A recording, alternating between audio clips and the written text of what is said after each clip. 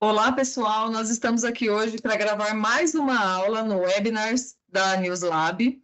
E a nossa convidada de hoje é a doutora Rosane Santana Rodrigues, ela que é médica, especialista em reprodução humana e cirurgia minimamente invasiva, com ênfase em cirurgia robótica para endometriose. Ela é diretora da Elo Medicina Reprodutiva. Hoje a doutora vai falar um pouco para a gente sobre endometriose e infertilidade. Doutora Rosane, é um prazer tê-la aqui no nosso canal. Muito obrigada por ter aceitado o nosso convite e a palavra está com você. Obrigada, um prazer imenso conversar sobre endometriose nesse mês da conscientização de endometriose. Eu falo que a endometriose é uma doença desse século e nós precisamos realmente conscientizar nossas mulheres, conscientizar os nossos colegas ginecologistas para que o diagnóstico seja cada vez mais precoce e nós consigamos mudar realmente o destino dessas nossas pacientes, fazendo um enhancement da qualidade da infertilidade, melhora da fertilidade dessas pacientes, melhora da qualidade de vida, uma doença que tem um impacto tão grande, né, na qualidade de vida das nossas pacientes. Então, eu sou a Rosane, comecei na reprodução humana há um tempo razoável, que eu não posso contar para vocês. Chega um momento no qual a gente não fala mais a nossa idade. Então, eu sou especialista em reprodução humana e a endometriose caiu no meu colo. Uma porcentagem muito grande das nossas pacientes tinham endometriose, e aí eu fui me aprofundar na cirurgia minimamente invasiva e acabei me tornando também especialista em cirurgia minimamente invasiva. E hoje, o meu dia a dia é realmente tratar pacientes que têm endometriose e infertilidade através da reprodução humana e da cirurgia minimamente invasiva. Mas, enfim, eu quero primeiro começar aqui falando para vocês o impacto dessa doença. E algumas questões eu queria falar para vocês, queria conversar com vocês, perguntar para vocês. É impressionante a quantidade, a porcentagem de pacientes que têm endometriose nos dias de hoje. Por que isso está acontecendo? Nós estamos ficando mais doentes ou o diagnóstico está sendo mais preciso? Então, é importante a gente se questionar a respeito disso para que nós realmente tragamos a endometriose para o ponto no qual nós devemos ter nas nossas pacientes que têm infertilidade. Então, eu queria que vocês vissem esse vídeo. É um vídeo super interessante de um grupo americano, do qual faz parte a Hillary Clinton. É um vídeo impactante a respeito de endometriose. I knew something was weird. I knew something was wrong. It took me 10 doctors to find someone that believed my pain. I thought maybe I'm dying or I have some kind of rare disease. Then I go online and find that million. Só um minuto, voltou. Deixa-me voltar. Hoje, só porque nós precisamos muito da internet, a internet não quer muito trabalhar, mas vai dar certo. I knew something was weird. I knew something was wrong. It took me 10 doctors to find someone that believed my pain. I thought maybe I'm dying or I have some kind of rare disease. Then I go online and find that millions of women are going through exactly what I'm going through. For those of you who don't know what endometriosis is, 1 out of every 10 women suffer from it. The disease is a largely ignored aspect in women's healthcare. Don't exactly trust her telling me that everything's fine. It's surreal that you get better information from a Facebook group than you do actual doctors. The idea that women's pain is less relevant, less important, is not acceptable. The system will be changed within. The revolution will come within. I'm nervous. Better diagnosis, better treatment. If we don't say we're not going to live like this anymore, we're not going to accept this anymore, no one's going to do it for us. It's up to us to make the change.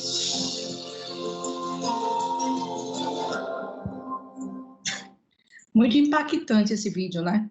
Porque nós pensarmos que a dor da mulher não é importante, sentir dor é normal. 10% das mulheres em idade reprodutiva têm endometriose. O diagnóstico é muito tardio, então as pacientes elas rodam de médico em médico sentindo dor, sem fazer o diagnóstico. E o mais impactante é que o tratamento ainda é um tratamento ineficiente. A gente ainda tem uma deficiência muito grande na formação dos ginecologistas para tratar endometriose da forma adequada. E quando nós pensamos no mundo no qual nós temos redes sociais e as pessoas vão para as redes sociais falarem o que quer, da forma como querem, e isso tem um impacto muito grande para as nossas pacientes, neste contexto nós temos que dar informação de qualidade. O fato é que a infertilidade agora assola o mundo, nós temos mulheres que estão engravidando cada vez mais tardiamente, e a endometriose, neste contexto, sendo uma doença estrogênio dependente e uma doença na qual, quanto mais a mulher tem ciclos menstruais, ela vai se apresentar de uma forma mais importante, nós realmente temos que pensar em como agir contra essa doença que causa muita infertilidade. É 10% das mulheres em idade reprodutiva, mas quase 50% das mulheres que têm infertilidade vão apresentar endometriose. E a pergunta é, nós somos uma geração de mulheres inférteis, por que nós temos ficado doentes? Porque a sensação que a gente tem, nessa foto aí, né, eu tenho a geração da minha avó, então eu, minha avó, minha mãe, a minha avó, ela teve 7 filhos, a minha mãe teve 3 filhos e eu tenho 2 filhos. Nós estamos tendo menos filhos, nós estamos demorando mais para engravidar. E qual é o gap? Qual é aí realmente o abismo entre essas 3 gerações dos últimos 40 anos? O que a gente sabe é que a endometriose ela está cada vez mais prevalente, seja pela apresentação, seja pelo diagnóstico, de 2 a 10% das mulheres em idade reprodutiva vão apresentar a doença, 50% das mulheres que têm infertilidade, elas vão ter endometriose. Então, imagine que 50% das mulheres que chegam no consultório do médico que trata a infertilidade, ele tem que pensar que 50% das pacientes dele vai ter endometriose. E qual é a etiologia da doença? Eu acho que é muito importante a gente entender que a endometriose tem esse tripé. E você entendendo esse tripé, você consegue agir diretamente em cada causa da doença. Então, é claro que a endometriose tem um fundo genético, vai haver aquelas mulheres, aquelas famílias nas quais a prevalência da doença vai ser mais recorrente. Nós não sabemos exatamente quais são ainda os genes que são envolvidos na doença, isso ainda são estudos preliminares, mas nós sabemos que algumas mulheres também vão metabolizar o estrogênio de uma forma que esse estrogênio ele vai desencadear mais as doenças estrogênio dependentes, dentre elas a endometriose. A endometriose ela precisa de inflamação para se desenvolver, então ela é uma doença que ela precisa de um nicho pró-inflamatório e ela precisa da ação do hormônio estrogênio. Quanto mais estrogênio essa mulher produzir e quanto mais estrogênios potentes, derivados do estrogênio potentes, essa paciente ela vai ter um espectro pior da doença. Muito interessante que existem várias teorias para a endometriose. A teoria mais clássica é a teoria de Sampson, que foi de 1927, que falava que a regurgitação de sangue durante o período menstrual para dentro da cavidade pélvica, essa menstruação retrógrada iria causar implantes endometrióticos na pelve e isso faria todo o espectro da doença. Mas hoje a gente sabe, principalmente depois do advento da cirurgia minimamente invasiva, que muitas mulheres, a maioria, na verdade, tem menstruação retrógrada e não apresentam endometriose. Então, nós acreditamos que existem outros fatores que podem estar associados a essa doença, pensando que a doença ela se desenvolve no nicho inflamatório, ela vai fazer angiogênese, ela vai fazer uma dependência estrogênica, ela vai fazer induzir sensibilização nervosa e acredita-se que existem aí outras teorias que podem contribuir para o desenvolvimento da doença.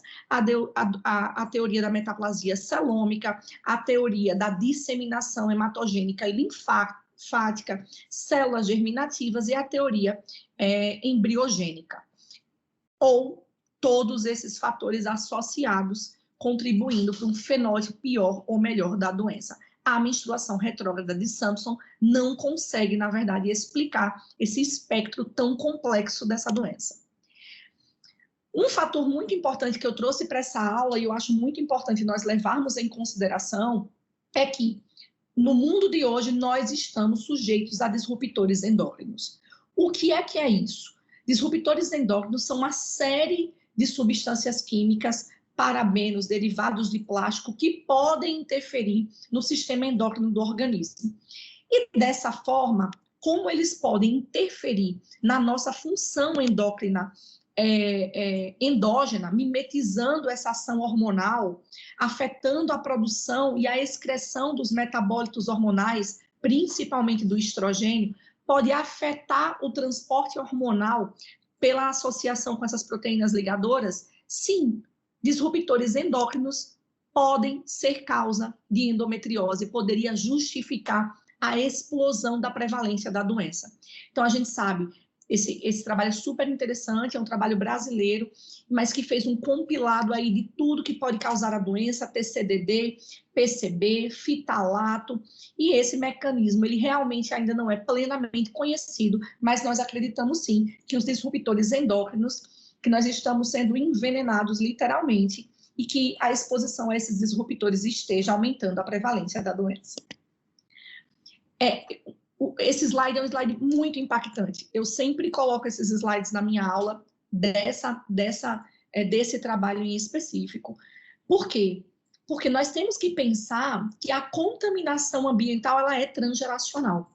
Então, quando nós temos um bebê na barriga da mãe e esse bebê ele contém todas as suas células germinativas, a partir do momento que essa mãe ela é exposta a determinada doença, a determinado disruptor endócrino, isso vai afetar as células germinativas do bebê. Então, imagine que a contaminação ela é transgeracional. Ela passa da mãe para a filha, para a neta e para as gerações subsequentes. Esse último trabalho em relação às teorias da endometriose é super interessante também. Ele fala de um roadmap de como o disruptor endócrino poderia afetar o diâmetro anogenital à distância entre a vagina, o períneo e o ânus, e isso levaria a uma contaminação retrógrada de bactérias do intestino para a vagina, fazendo com que houvesse uma completa alteração da microbiota vaginal, e que isso poderia, sim, predispor ao desenvolvimento de doenças, inclusive de endometriose. Esse é o slide, como eu falei para vocês, esse diâmetro anogenital encurtado, ele iria fazer com que houvesse uma contaminação retrógrada do ânus para a vagina, mudando a microbiota, e mudando a microbiota, fazendo com que houvesse uma alteração no ambiente estrogênico desse endométrio, aumentando o risco de desenvolver endometriose. Esse trabalho é um trabalho super interessante. Eu sempre falo que microbiota é terra de ninguém. Os trabalhos realmente são trabalhos que são recentes. É muito difícil você estabelecer se a microbiota ela foi alterada e por isso você desenvolveu a doença, ou o contrário, a doença afeta, por ser uma doença inflamatória, afeta a microbiota intestinal. Mas o que a gente sabe, nos últimos anos, tem surgido vários trabalhos falando da mudança da microbiota endometrial com presença de estroboloma, desconjugando o estrogênio que foi metabolizado no fígado a nível de intestino, permitindo uma reabsorção desse estrogênio para dentro da circulação enterohepática, mantendo um estado hiperestrogênico das nossas mulheres, predispondo à endometriose. O diagnóstico, eu acho que primeiro, como eu falei anteriormente, nós temos que saber que o diagnóstico ainda é muito tardio. E eu sempre lembro os meus alunos que a coisa mais importante do diagnóstico é o exame físico. Então, eu acho que nós médicos estamos perdendo esse hábito de examinar os pacientes. O exame físico nós aprendemos no primeiro ano da faculdade, propedêutica médica, e a paciente, ela chega contando que ela tem a doença. Os sintomas são muito característicos, claro, existem diagnósticos diferenciais, mas aquela paciente que tem infertilidade, uma paciente que vem com dor, essa paciente que vem com alterações intestinais, com alterações urinárias, ela vai contar para o médico que ela tem, e o exame físico, ele é fundamental para o diagnóstico. Lembrando que são pacientes que têm um impacto muito grande do ponto de vista de depressão, de ansiedade, de piora da qualidade de vida, de diminuição da produtividade. Isso vai acarretar também uma diminuição do potencial econômico da nossa sociedade mesmo. Anamnese, exame físico, vai fazer o diagnóstico da maioria das pacientes que têm endometriose, mas aí a gente fala que a partir do momento que você desconfia que essa paciente tem endometriose, eu vou pensar em exames de imagem, e os 2 exames de imagem que são mais importantes é o ultrassom transvaginal simples e a ressonância nuclear magnética de pelve. Os trabalhos, eles diferem do valor preditivo positivo de uma técnica e da outra. Eu acho que pelo compilado, pelas informações que nós temos da literatura médica, nós temos que imaginar que o ultrassom transvaginal ele é muito melhor para diagnóstico de doença intestinal, enquanto a ressonância nuclear magnética de pelve ela é muito importante quando nós pensamos em doença muito lateral, que tem comprometimento nervoso, e quando você tem outras doenças associadas, como miomas e adenomiose, que são melhor vistas e melhor mapeadas pela ressonância.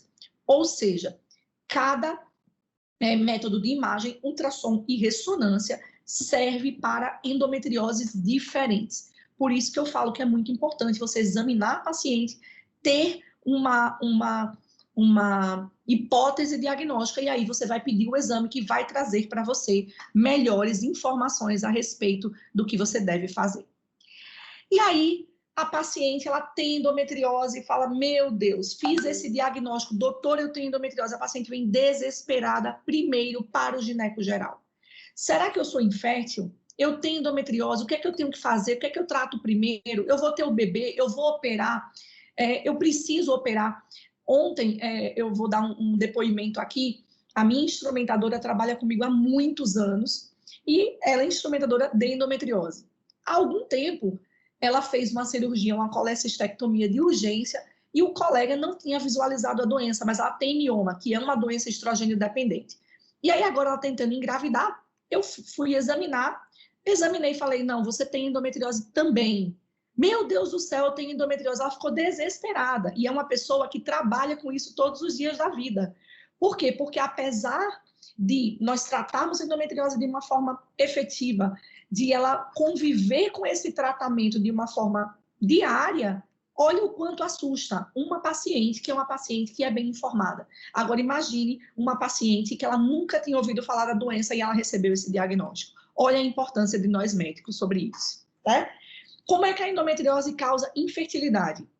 Então, a endometriose ela pode causar infertilidade pensando que ela altera a anatomia da pelve, então ela faz uma alteração tubo-peritoneal, ela destrói os cílios da trompa, fazendo com que essa trompa ela não só perca a sua função, como ela mude a sua posição anatômica.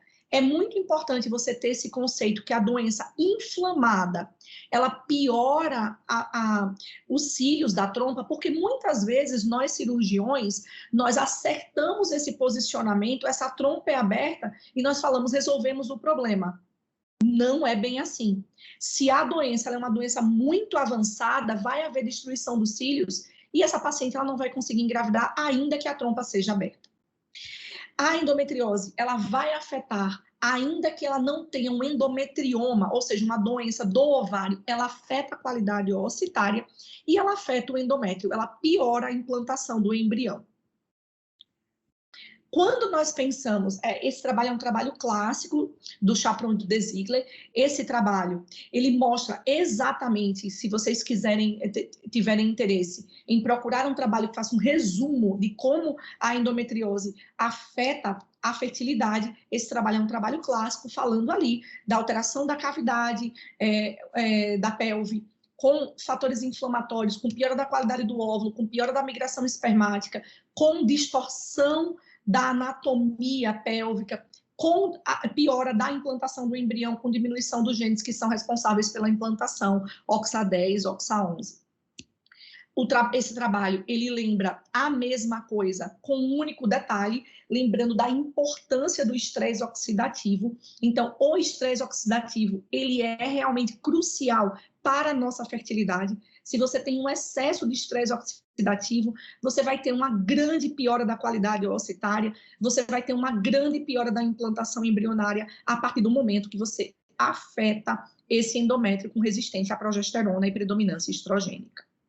A alteração tubária, como eu falei para vocês, existe, esse é o mecanismo clássico de infertilidade por endometriose, vai afetar a inflamação, vai alterar a anatomia da trompa e isso vai impedir a reunião entre o óvulo e o espermatozoide. Em relação à qualidade oocytária, nós temos que pensar que quando eu tenho uma alteração do microambiente folicular, quando eu tenho uma inflamação, um estresse oxidativo, o que os trabalhos falam é sim, eu tenho uma alteração da qualidade oocytária. Lá na frente da aula, eu vou falar para vocês que não é o fim do mundo isso, porque quando nós comparamos pacientes que fazem fertilização in vitro, que tem endometriose, que não tem endometriose, nos parece que a taxa de nascido vivo é muito semelhante, ou seja, a fertilização in vitro, ela é capaz de superar essa qualidade oocytária. Então, mas a gente precisa saber que aquela paciente que tem endometriose, ela vai ter uma qualidade oocytária diminuída, principalmente se ela é de uma doença inflamada, e aí eu chamo a atenção da necessidade das medidas integrativas, mesmo que a paciente vá para a fertilização in vitro. Eu tenho que diminuir a inflamação, e a partir do momento que eu diminuo a inflamação, eu vou minimizar esse dano na qualidade do óvulo. A endometriose per si diminui a reserva ovariana, você tem menor taxa de fertilização, você tem embriões piores, você tem uma piora da fertilidade de uma forma geral, principalmente por esse estresse oxidativo e pelo implante do ferro, pela presença do ferro nesses implantes endometrióticos, que vai alterar completamente a parte inflamatória da nossa cavidade pélvica, tá? O ambiente intrafolicular, ele é afetado. Você vai ter alteração da célula da granulosa, alteração da aromatase P450, maior estresse oxidativo, um pior conteúdo mitocondrial e também uma pior taxa de maturação in vitro. Mas uma coisa que eu falo e eu lembro sempre é que não é que a paciente, por exemplo, tem endometrioma, que ela não vai engravidar espontaneamente ou que ela não pode ir para uma fertilização in vitro. Na verdade, quando a gente compara o ovário doente com o ovário afetado, muitas vezes o ovário afetado ele vai ter uma taxa de ovulação espontânea muito semelhante ao ovário que não é afetado. Então, não significa que a paciente tem endometrioma, que essa paciente ela não vai conseguir engravidar espontaneamente ou por fertilização in vitro. Um detalhe muito importante que eu lembro aqui, e eu abro uma discussão, a paciente, ela tem endometriose, ela tem endometrioma. Ela vai ter diminuição da qualidade oocytária e ela vai ter uma diminuição da reserva do ovário progressivamente. E aí é muito importante nós orientarmos as nossas pacientes a respeito da necessidade, por exemplo, de uma paciente que tem endometriose e não deseja ter filhos agora, se essa paciente ela não tem que preservar a fertilidade dela. Provavelmente sim. É a minha opinião, paciente que tem endometriose grave, que tem endometrioma, é uma doença progressiva. O ideal é que essa paciente ela preserve a reserva ovariana dela através do congelamento de óvulos o mais rápido possível. Em relação à falha de implantação, esse trabalho é o trabalho clássico do Taylor, um trabalho super antigo, mas belíssimo. Ele olhou naquelas pacientes, aquelas pacientes que têm endometriose, elas têm uma diminuição do gene mais importante para a implantação embrionária, que é o OXA10, e existem trabalhos falando que quando nós tratamos a endometriose, a expressão do OXA10 volta a melhorar. Então, imagine que se nós operarmos a cavidade pélvica dessa paciente, essa paciente ela vai voltar a implantar mais. Esses dois trabalhos, eles mostram que ainda existe um grupo de colegas que não acreditam que a receptividade endometrial ela é afetada, mas o que a maior parte da literatura realmente mostra é que sim, a paciente que tem endometriose, ela vai ter maior chance de falha de implantação, piora da implantação do embrião.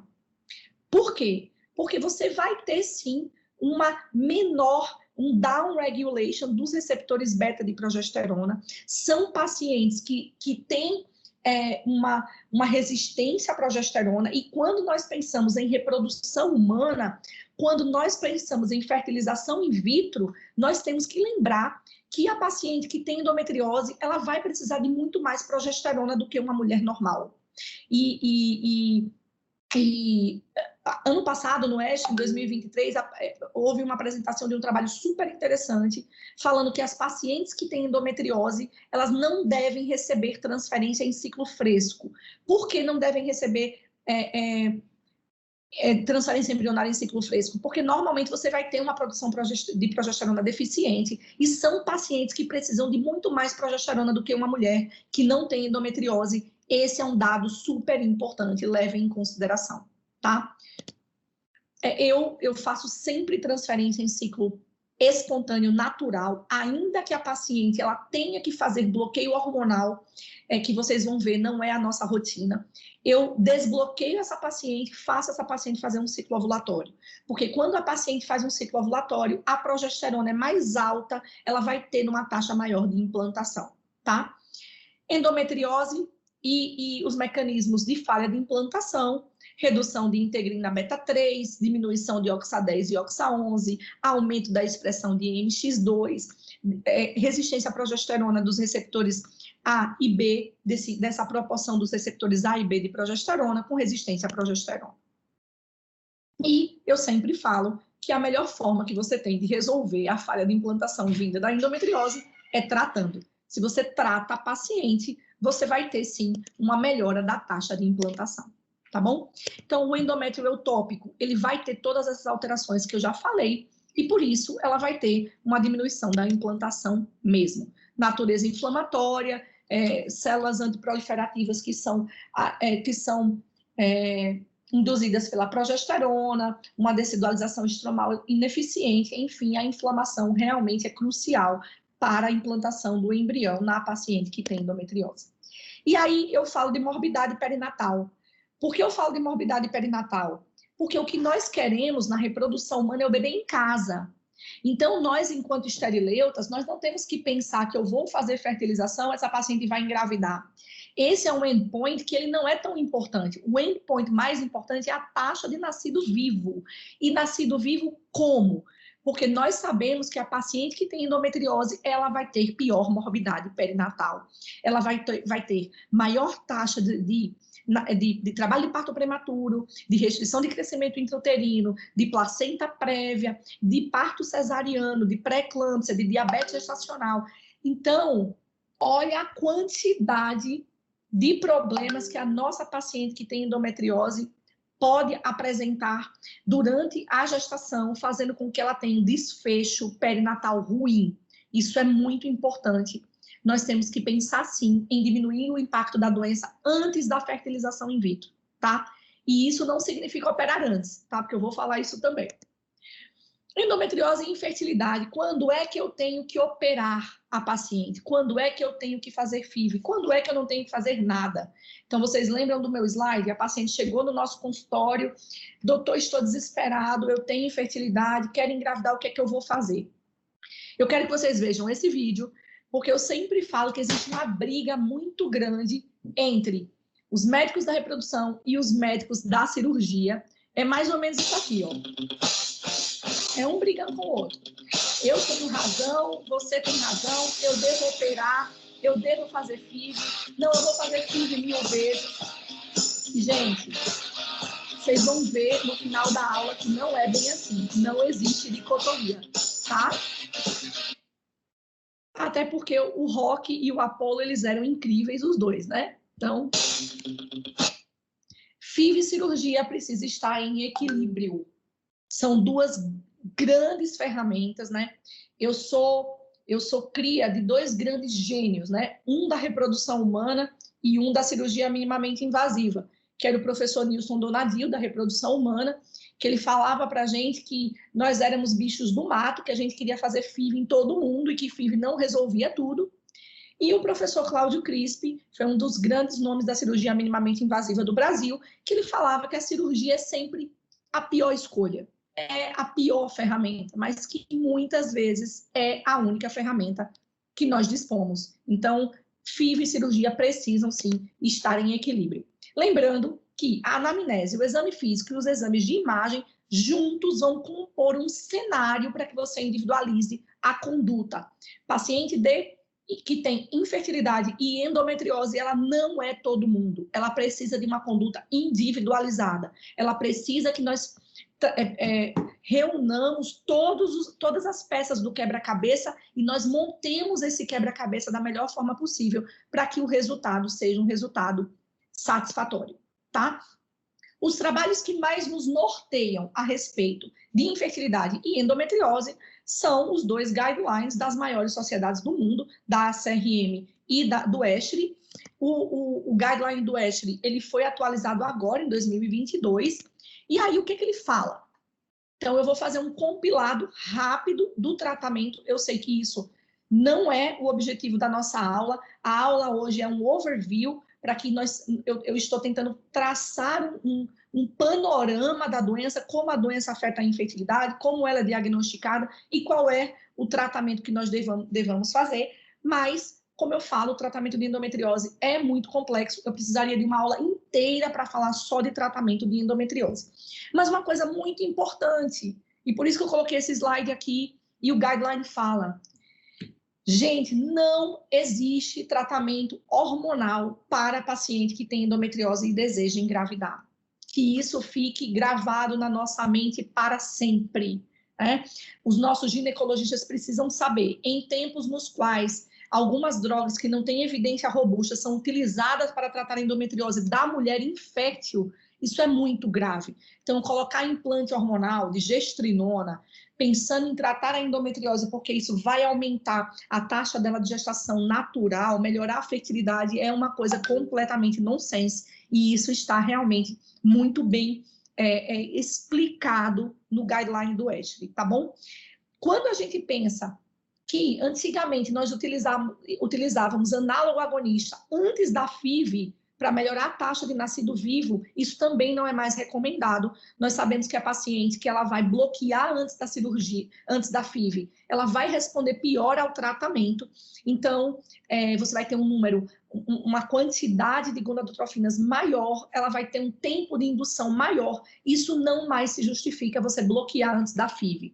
E uma coisa muito importante que esse guideline nos trouxe é que quando a paciente ela foi operada, ela foi submetida à cirurgia, esse índice de fertilidade que é calculado com alguns dados que nós conseguimos durante o ato cirúrgico, ele vai nortear a conduta se essa paciente, depois da cirurgia, ela vai poder engravidar espontâneo ou se ela vai diretamente para a fertilização in vitro, tá?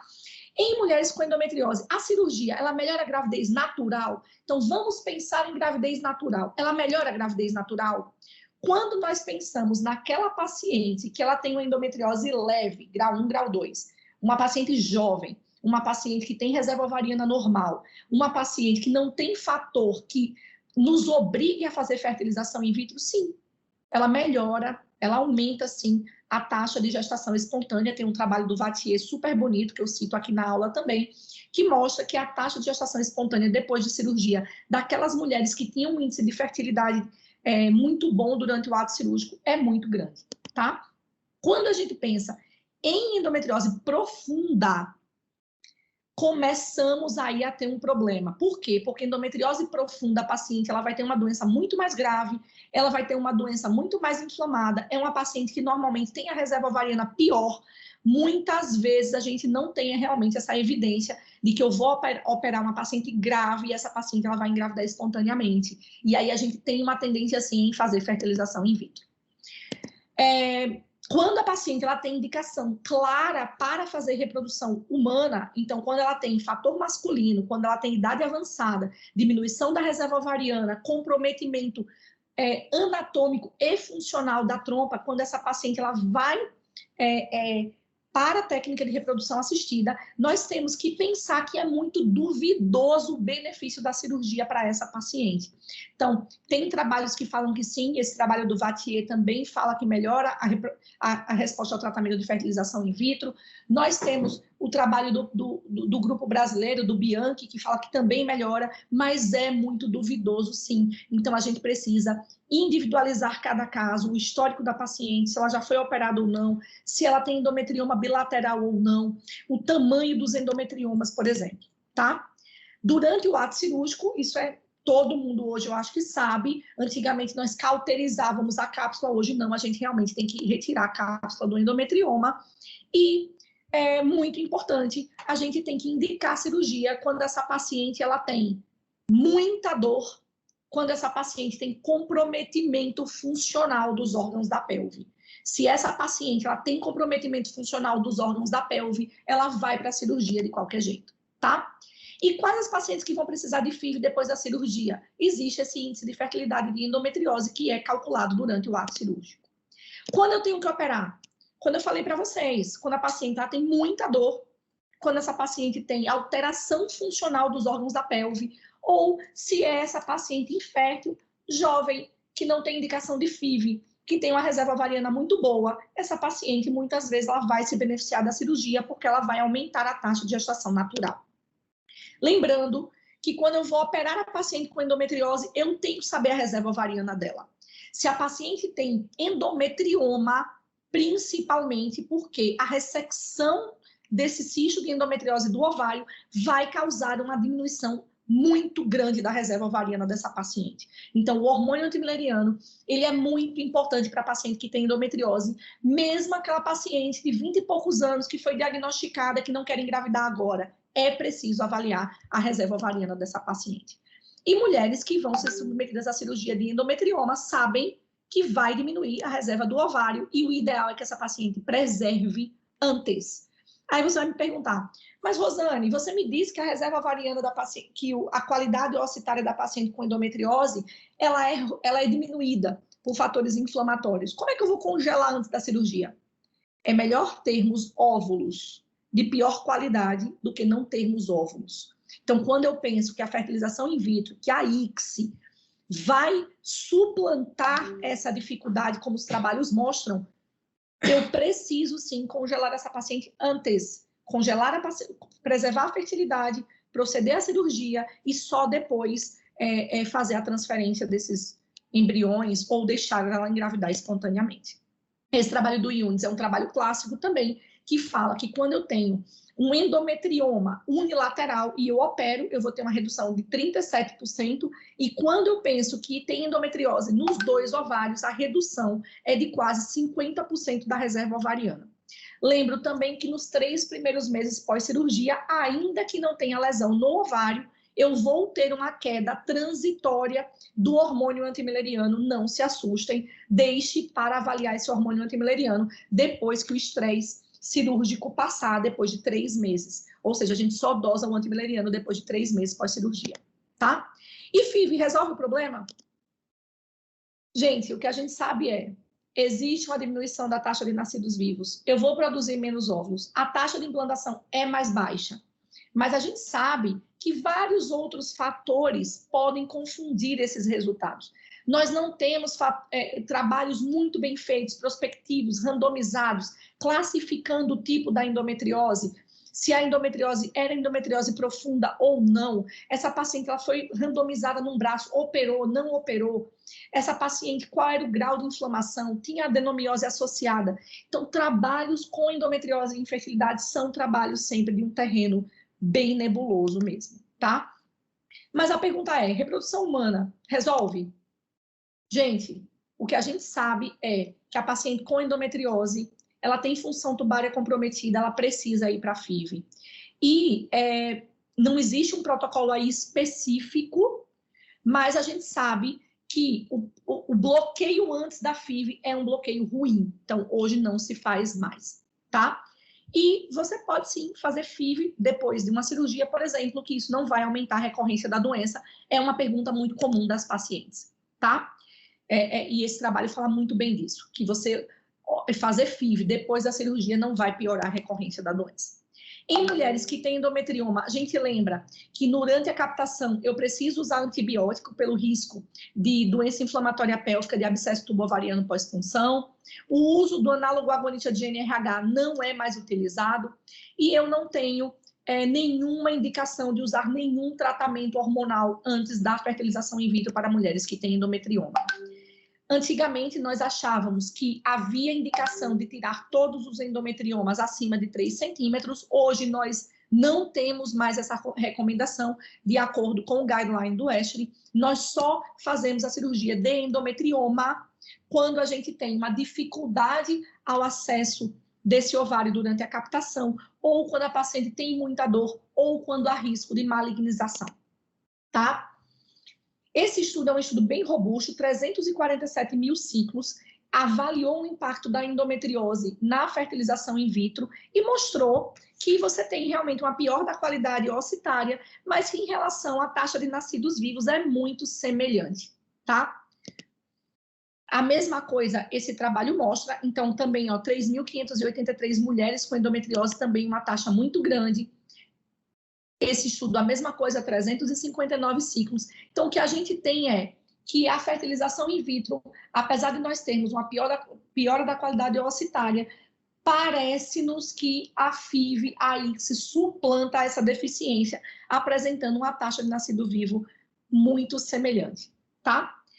Pacientes que são oligossintomáticas, se tem indicação de FIV, fator tubário grave, fator seminal grave, necessidade de biópsia embrionária, reserva ovariana diminuída. Se ela não tem, eu vou pensar em operar, que é o que eu falei para vocês. Se essa paciente ela tem indicação, ela vai direto para reprodução assistida. Ela não vai fazer tratamento prévio com medicação, ela não vai operar antes. É isso que a literatura fala, tá? Então, a terapia cirúrgica, ela é eficaz antes da FIV? Gente, no final das contas, não é claro esse benefício, apesar do trabalho do grupo brasileiro, apesar do trabalho do Vattier, a conduta é fertilização in vitro, tá? Esse é o trabalho do grupo do Bianchi, que fala que a paciente que opera antes da endometriose, ela tem uma resposta melhor ao tratamento de fertilização in vitro. Isso não é consenso, tá? O que é que ele fala, esse trabalho também? É o trabalho que as mulheres que submeteram a cirurgia previamente à FIV vão responder pior. E no final das contas, a gente não tem aí uma melhora substancial dessa diferença do resultado daquelas pacientes que operaram e que não operaram. Então, a gente realmente tem a tendência daquela paciente que tem indicação de FIV ir para FIV sem cirurgia, tá? O trabalho do Vattier que eu falei, ele fala que quando a gente resseca todas as lesões, a taxa de gestação é muito grande, mas a gente tem que lembrar que é o grupo do Vattier, que a cirurgia ela é operador dependente, ela precisa ter um cirurgião muito habilidoso. Então, também ainda não temos, apesar desse trabalho ter sido muito bem feito, a gente não pode levar a ferro e fogo e operar todas as pacientes que vão para a FIV. Essa não é a recomendação da ESHRE.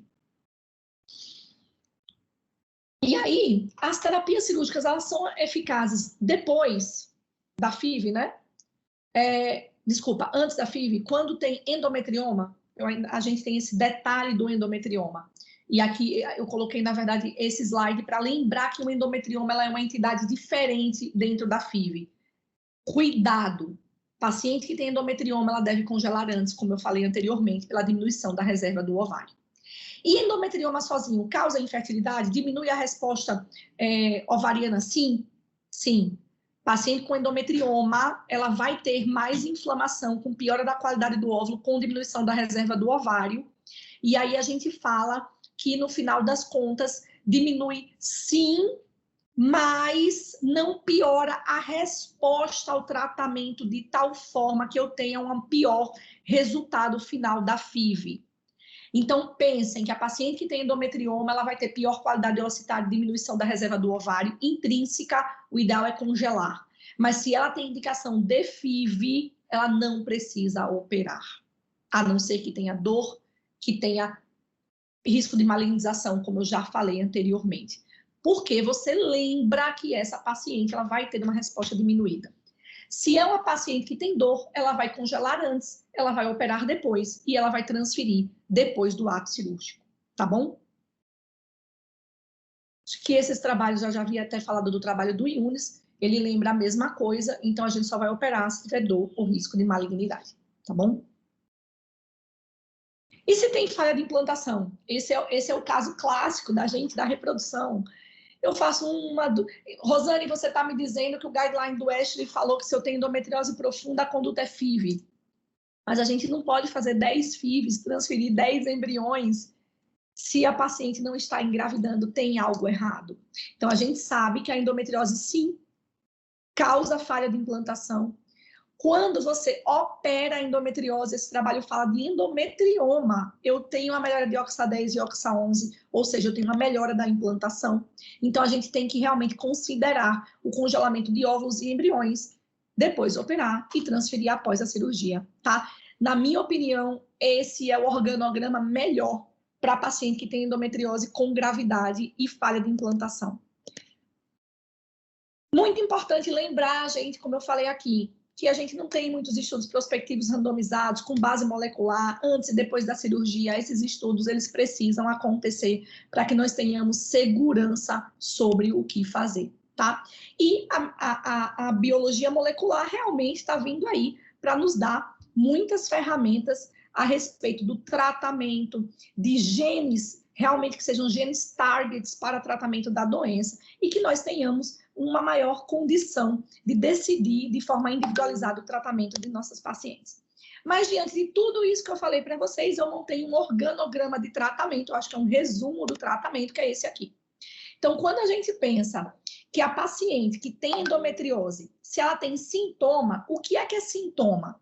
Muita dor, comprometimento funcional de órgão da pelve, ainda que ela seja assintomática. Essa paciente, ela vai acabar em cirurgia. Não importa, ela vai acabar em cirurgia. Mas eu vou congelar antes ou eu vou operar direto? Se essa paciente tem a reserva ovariana boa, talvez valha a pena operar direto. Por quê? Porque, como o trabalho do Vattier fala, eu vou ter uma maior chance de gestação espontânea e de FIV, se ela precisar ir para FIV depois.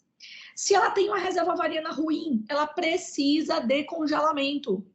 Então, colegas cirurgiões não podem operar paciente com endometriose sem saber a reserva ovariana da nossa paciente. Desculpa. E se a paciente tem indicação de FIV? Congelamento, cirurgia depois. Se a paciente vai para FIV, mesmo a qualidade óssea sendo pior, é melhor congelar antes do processo cirúrgico, tá?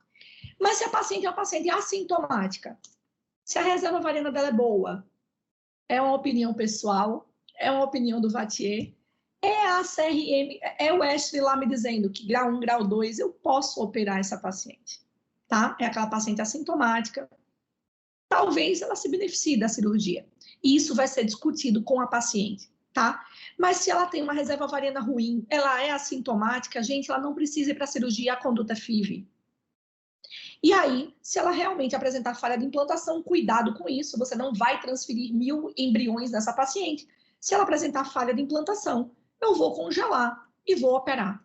Lembro aqui da adenomiose, que anda muito de mão dada com a endometriose. Se a paciente também tem adenomiose, ela precisa, além da cirurgia, depois do congelamento, de um bloqueio hormonal aqui, tá? Muita informação, mas eu estou acabando, tá, gente? Como eu falei lá, o Dr. Nilson falava que nem toda infertilidade era resolvida com fertilização in vitro. Meu professor, mestre Cláudio Crispi, falava que nem toda cirurgia de endometriose é a melhor opção, é sempre, na verdade, a pior, mas muitas vezes a gente não tem jeito a dar, a gente vai ter que operar nossa paciente. E aí eu falo da robótica, apaixonada pela cirurgia minimamente invasiva, precisa de alta performance. Então, a técnica cirúrgica melhorou muito, o tempo de internação da paciente reduzido com o protocolo ERAS. Hoje a gente dá alta para a paciente muito mais precocemente. E a paciente realmente hoje, ela tem um benefício grande da cirurgia se ela realmente precisa operar, tá? Então, o que eu falo, né, olha, essa paciente, eu coloquei a imagem dessa cirurgia dessa paciente, essa foi a prévia, né, a imagem antes de eu começar, e essa foi a imagem depois de eu terminar, né, terminando aí.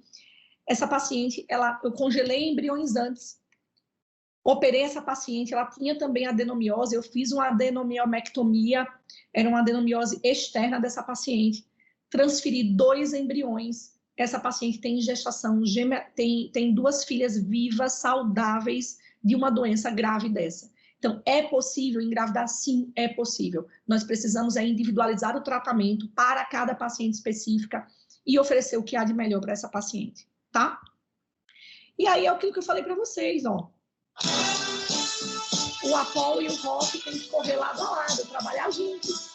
E dependendo de cada luta, eu vou escalar o melhor, né? Eu vou escalar não fazer nada, eu vou escalar FIV, ou eu vou escalar a cirurgia, ou as 2 juntas, não tem problema. A gente vai fazer o que é melhor para nossa paciente, tá?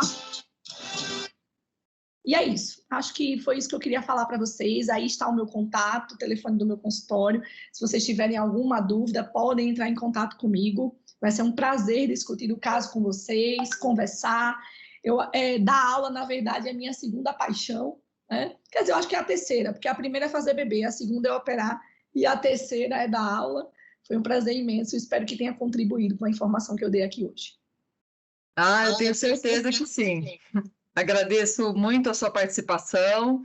Em primeiro lugar, como profissional de saúde também, como paciente, enaltecer esse seu olhar para o tratamento individualizado, desde o exame físico, né? Assim, prestar atenção naquele ser que chega na tua frente e quais são as necessidades dela, né? Não como um todo, como a doutora falou, não é mais um, né? Muito obrigada pela sua participação, foi uma aula incrível, assim, eu tenho certeza, muito enriquecedora. E agora, pessoal, eu espero que vocês aproveitem bastante. A doutora deixou os contatos, vários trabalhos, e eu espero que vocês também aproveitem muito esse conteúdo. Doutora, muito obrigada. Obrigada a você, Luciane, foi um prazer. Um grande abraço para você, estou sempre à disposição. Um beijo, tchau, tchau. Um beijão, tchau, tchau.